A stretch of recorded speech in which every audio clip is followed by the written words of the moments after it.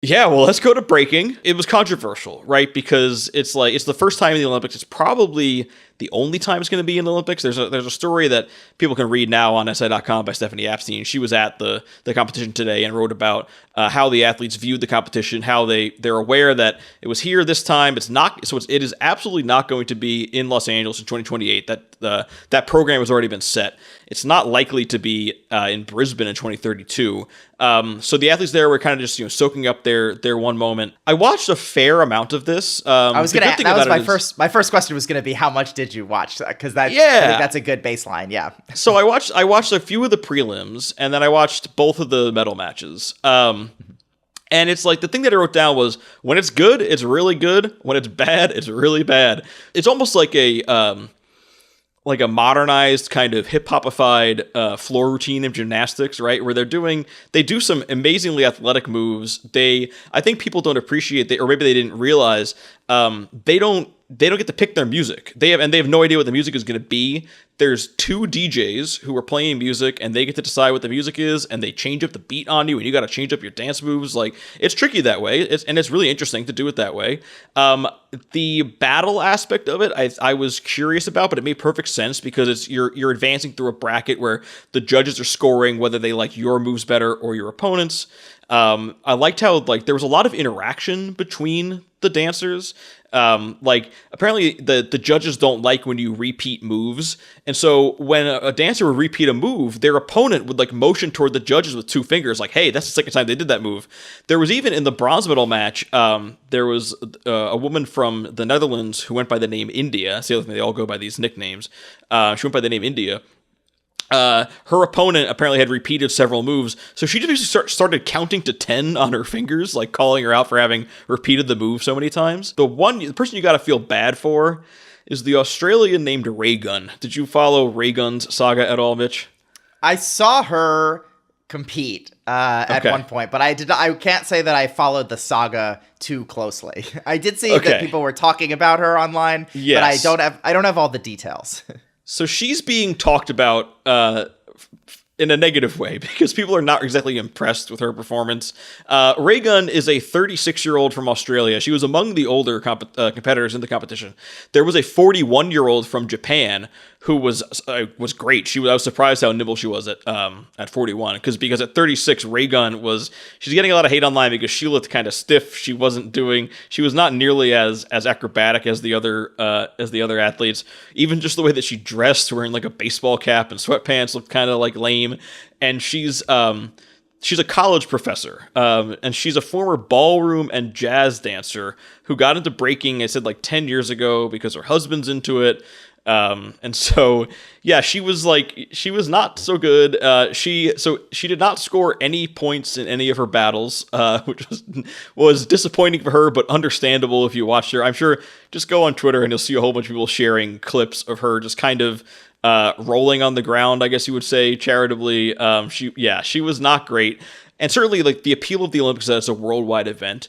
But something that made the inclusion of breaking controversial was it's this art form that originated with black folks in the South Bronx, right? And now you're kind of corporatizing it and taking it to to the Olympics. It felt there was a weird disconnect between this street culture and the Olympics and the big fake boombox they had on the set and the guys trying to hype up the crowd, and you feel obviously this is a thing that originated with minorities in just doing things for fun to express themselves, really just truly in the streets on pieces of cardboard, and now it's this Olympic thing where it's really polished and it didn't really. It seemed there was a weird disconnect there. A learning experience, having watched it. It'll be going on tomorrow again with the men. I think it's not. Was that the B-boys? Yes. So it's not doing itself any favors in terms of getting back to the Olympics. But I'm glad it was included. We got to see it at least. Yeah. So I came into it with an open mind, and I think we talked about this on our very first preview show that. When everyone heard this news, I think we all many of us, and you and I included in that, laughed at it. And then I think as we got closer and closer to the games, I thought, okay, I'm going to watch. I'm going to give it a shot. And and they had Snoop Dogg bless the proceedings, which was funny. They had this little ceremony where he came out in the middle, and Snoop Dogg has obviously, he's been all over the place on NBC's coverage, but I wasn't sure like how international he is. Like if the other countries watching on their own television stations are aware of just how much Snoop Dogg is dominating the television coverage in this country. Yeah. But this was like an official ambassador position because he wasn't just doing whatever in the NBC broadcast booth or in the stands. He was like out on the floor, like right before they started. He was like, you know, I am Snoop Dogg and we let's do this. So like stomping, he had like a scepter almost that he like banged in the middle of the circle. You know, I'm not going to sit here and say like, I think some people think, oh, this is the end of the Olympics as I knew it, or this is a joke, this is a travesty. And I don't feel that strongly, but I'm kind of like, all right, we saw it once. It was interesting. I'm sure I'll watch a little bit more tomorrow when the B-Boys go. But, you know, it didn't feel right. Yeah. I think the main thing for me was like just the presentation of it. Like, you know, I watched some of the world championships to prep for this project, and it was different. And, you know, it's just like, it felt more, like raw. It felt more like, it wasn't, because there's fewer fans, right? And the fans who were there, they were more, they're more familiar with what they're watching, right? So I think that they're and again, I encourage everyone to read the article by Steph Apstein on SI.com, because she got into that. You know, one of the I think she spoke to one of the Americans who said, yeah, like the environment was kind of strange, like there wasn't as much energy as I'm used to at these competitions.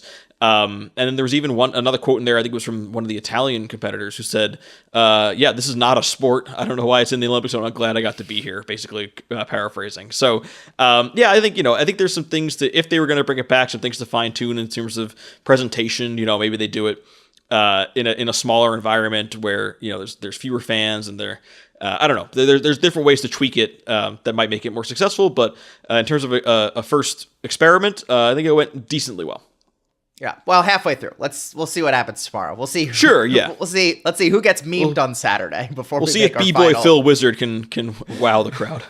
Yes, exactly.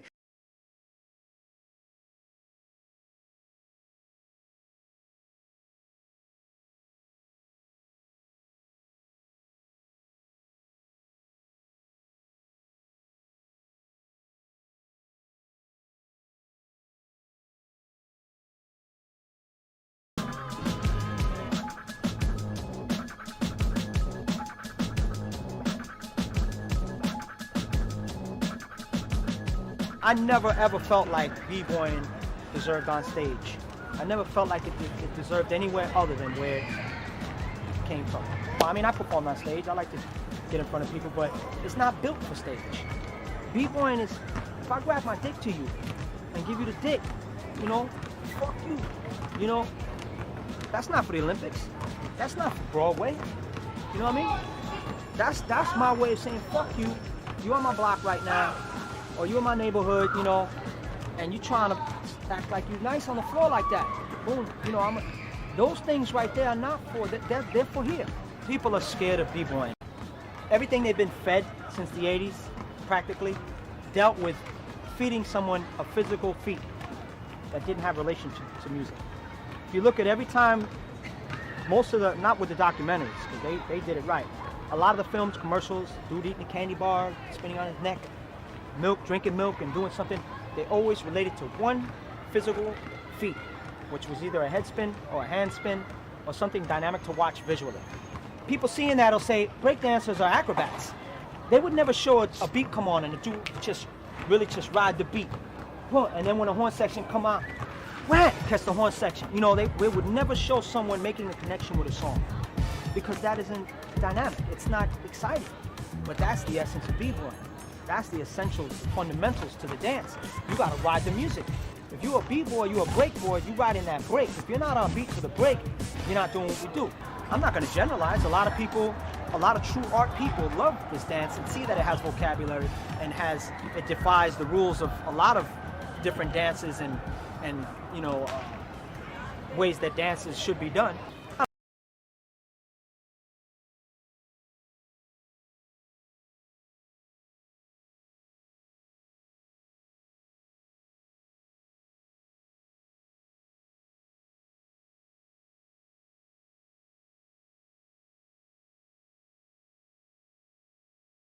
Foundation, it has vocabulary, there are names for all the moves. You know, it's not someone throwing themselves on the ground. Nowadays, the dance has branched out so much. You know, you got the original b-boy style and footwork. You have the power moves. So sometimes you got brothers with b-boy moves, you know, real original text going up against guys with power moves that hardly have no b-boy text. How are you gonna judge that? The neutral people that don't know anything might go for the power moves because it's really dynamic. 5 years ago, when I came here, everybody had backpacks with a helmet hanging from it, and they were breaking without sneakers, or some of them were breaking with sneakers, but all they were doing were flare, windmills, and 90s. Not many people had the foundation down. Not many people did footwork. Not many people hit freezes. It's like if you go to an audition, a jazz dancer coming to a b-boy audition, you know, just because he could do those continuous backspins, which the commercial public knows as windmills, you know, just because he could do that doesn't mean that he's a b-boy. He's just an idiot that learned how to spin on his back. He has no style, no flavor, no feel for it. There is a beat and there is a rhythm to this music. It isn't about how dynamic your move is, but it's about like the feeling that you can express with the dance. Dance is about expression, and a lot of people have seemed to have forgotten that. All the spinning is dope. I ain't knocking it, it's dope. But you need the style and the finesse. And when they b-boy back in the days, it was with a, you know, it was you could see it in their bones and their face. You could see it in their body. You got to get that charisma back in there. Now, as a b-boy, I'm still trying to be competitive. I think b-boying represents you trying to dig deep to find something that you haven't seen done, which is very hard. I mean, it's no difference from like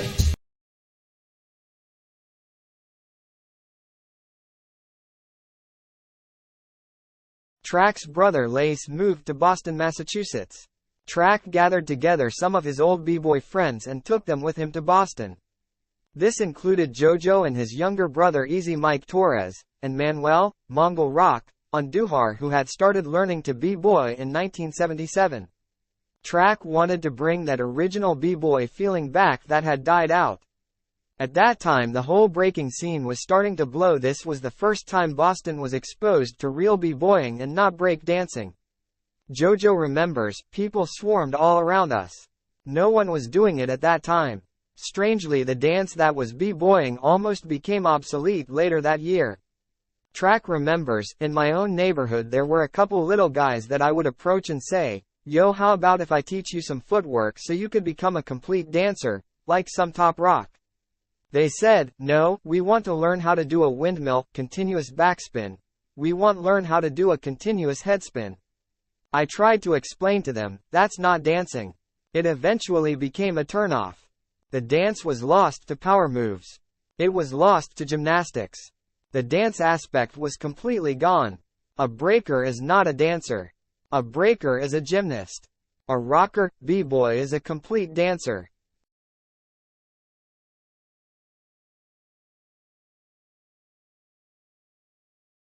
They have their own creative steps. Everybody had their own moves. That's what made you a b-boy. Like today, you see everybody going down on the floor. They all doing the same exact thing, pretty much. And don't get me wrong. I mean, I love what you guys do, okay? But every time I see people dance, the first thing they do is go down on the floor. Then I think I'm looking at an Olympic trials. What we did was we danced and worked our way into our moves, okay?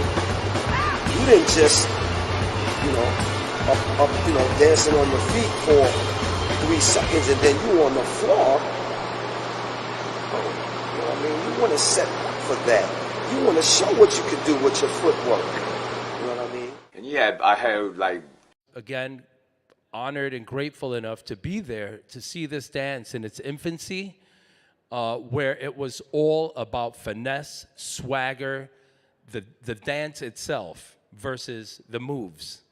So you have the movement, or you have the dance, which is the cake, and then you have moves, which is the icing on the cake.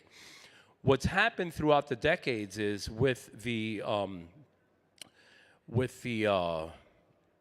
power moves, which is, first actually started with flipping. Flipping and b-boying was considered a power move back then, but it just wasn't called that. So if you had a dancer who knew how to do, let's say, a back tuck or a front tuck, it added something explosive to the dance. From there, a whole bunch of other stuff started, was added to the dance form. For instance, a Kurt Thomas flare, which I believe Icy Ice might have been the first guy to introduce this move. Icy Ice used to dance with myself and Mr. Wiggles in a group called the Magnificent Force. He was, a pioneer of what we call air moves or power moves. From there came air tracks and a bunch of other stuff, 1990s, 2001s, so many different moves that were extremely, dynamic and gymnastic and acrobatic. And as a result, what happened was people started to stray away from the true dance form and focus more on what we call blow-ups. These huge moves, these dynamic big moves, and the dance form sort of took a turn sort of into like a circus arena, if you will. I hate to say it, but, I got to call it how I see it. People started to lose scope of the real, true heart and soul of the dance. And I'm not saying everyone, because there were people who learned these dynamic moves, but always maintained the integrity of the swagger and the finesse of the actual dance steps and how to combine them. Everything, your character, your whole aura. The aura of a b-boy or a b-girl is such that they can walk into the room right now and you would know. That has to be a b-boy or a b-girl without even dancing. This is how this aura emanates, or even more so back then. So my thing is, you have so many dance competitions nowadays. Some of them attract thousands, in huge arenas and coliseums and what have you. And it has taken on sort of a whole larger sort of dimension and platform to the point where it is becoming a little bit of a circus show. For me, this is just my opinion. So I will address the whole Olympic thing, if you will, and keep an eye on the time because I can go on. 5, okay, cool. So my concern about it reaching the level where it winds up being an Olympic sport is, for starters, it's not a sport, it's a culture. Okay, so we're already at risk of people losing the scope of the actual dance form, as I mentioned to you guys, the finesse, the flavor, the footwork, how you drop, the floor work, the freezes, and then coming up with finesse. This is all part of the package. Not to mention how you dress. The way we dress totally complemented your style and your swag. When I think of the Olympics, I think of tight suits, like this skiers use, or, I don't know. It's just, it seems sort of out of the element. Also, who's going to judge this? Who are we going to get to judge this new Olympic sport? So there's a lot to consider here. The only way I can see it ever working out is if the pre-screening of the final contestants is done by reputable judges who actually live this, and people. Thank you, bro. It's real talk, and preferably at least 1 or 2 people who were there even before my time that still understand what this dance is.